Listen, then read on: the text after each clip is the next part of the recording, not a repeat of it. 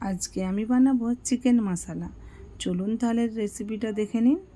আমি হাঁড়িতে আজকে রান্না করব বলে হাঁড়িতেই পরিমাণ মতো তেল দিয়ে দিয়েছি এবং নুন হলুদ দিয়ে আলুগুলো ভালো করে আমি ভেজে নেব। আগে থেকেই নুন দিয়ে দিয়েছিলাম।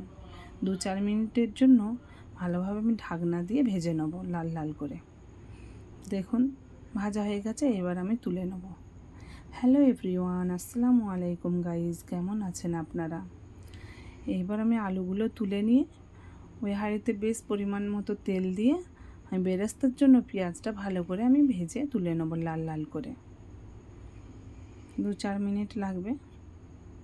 এবার দেখুন আমি পেঁয়াজগুলো তুলে নিলাম। আমি ওই তেলের মধ্যেই গরম মশলা তেজপাতার ফোড়ন দিয়ে দিলাম। এবার পেঁয়াজ কুচিগুলো দিয়ে দেবো। দেখুন পেঁয়াজ কুচিগুলো আমি দিয়ে দিলাম। পেঁয়াজটা সামান্য লাল হলে আমি আদা রসুন পেস্ট দিয়ে দেবো। দেখুন আদা রসুন পেস্টটাও ভালো করে আমি একসঙ্গে মিক্স করে ভালো করে আমি ভেজে নেব 2 মিনিটের জন্য। এরপর আমি মশলাগুলো দিয়ে দিলাম। মশলা একটা আমি পাত্রেতে রেখেছিলাম। হলুদ, লঙ্কা গুঁড়ো, ধনে গুঁড়ো, জিরে গুঁড়ো এবং পরিমাণ মতো লবণ দিয়েছিলাম। এবার মশলাটা কষানো হয়ে গেছে, তেলটা উপর দিকে ছেড়ে দিয়েছে, আমি টমেটোগুলো দিয়ে দিলাম আর কাঁচা লঙ্কা। এটাও হালকা 1-2 মিনিটের মতো আমি রেখে দেবো নরম হয়ে গেলে।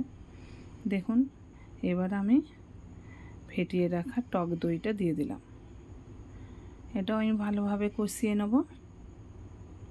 কষানো হয়ে গেলে তেলটা যখন ওপর দিকে ছেড়ে দেবে, দেখুন কত সুন্দর কালার আসছে, ওপর দেখে তেলটা ভেসে গেছে। এবার আমি মাংসগুলো দিয়ে দিলাম। মাংসগুলো ভালোভাবে আমি কষিয়ে নেব। কিছুক্ষণ আমি ভালোভাবে মাংসগুলো কষিয়ে নেব এবং পরিমাণ মতো লবণ দিলাম। দেখুন কষানো হয়ে গেছে। এবার আমি ভাজা আলুগুলো আমি দিয়ে দেবো।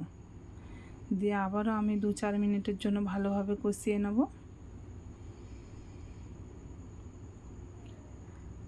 আপনাদেরকে যদি এই রেসিপিটা ভালো লাগে অবশ্যই আপনারা লাইক করবেন, কমেন্ট করবেন, সাবস্ক্রাইব করবেন এবং পাশে থাকবেন।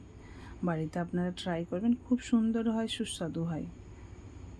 দেখুন 5 দিনে 5 রকম 5টা করবেন। একইবারে যে সব সময় একইবারে আইটেম করতে হবে একই রকম তা না। এবার আমি বেরেস্তার পেঁয়াজগুলো দিয়ে দিলাম। এগুলো ভালোভাবে আমি মিক্স করে নেব। এবার আমি গরম মশলা গুঁড়ো দেবো।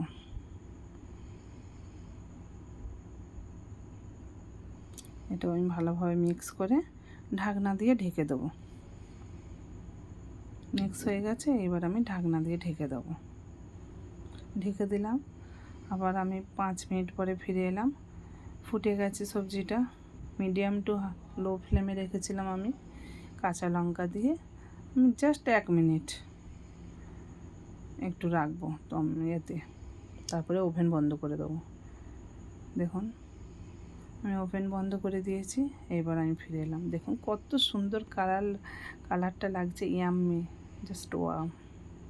আজকে তাহলে ভিডিওটা আর বেশি বড় করব না, আজকে এই পর্যন্ত।